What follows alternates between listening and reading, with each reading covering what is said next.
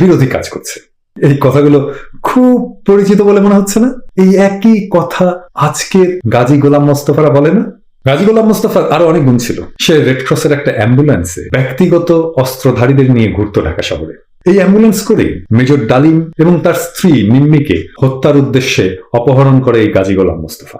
আর এর ফলে তৎকালীন সেনাবাহিনীতে গাজী গোলাম মোস্তফাই ক্ষোভের আগুন যে জ্বালিয়ে দিয়েছিল, সেই আগুনেই 1975-এর 15ই আগস্ট সৃষ্টিতে ভূমিকা রেখেছিল। যাই হোক, এই গাজী গোলাম মোস্তফার কি হয় 1975-এর 15ই আগস্টের পরে? সবাই ধারণা করেছিল তাকে মেজর ডালিম একটা ডলা দেবে, কিন্তু না। সবাইকে অবাক করে দিবে, মেজর ডালিম 15ই আগস্টের পরে বিপুল ক্ষমতার অধিকারী হলেও এই বদমাইশকে কিছুই বলেনি। এর কারণ হিসেবে মেজর ডালিম বলেছেন, গাজী গোলাম মোস্তফাকে কিছু করলে সেটাকে ব্যক্তিগত প্রতিহিংসা চরিতার্থ করা বলেই অনেকে মনে করতে পারে, তাই তাকে তিনি কিছু বলেননি। তবে 1975-এর 15ই আগস্টের পরে সে 2 বস্তা টাকা নিয়ে ভারতের সীমান্তের দিকে যাচ্ছিল। জনগণ তাকে তাড়া করে ধরে পুলিশের হাতে দেয়। তারপরে তাকে ঢাকা এনে জেলে রাখা হয়।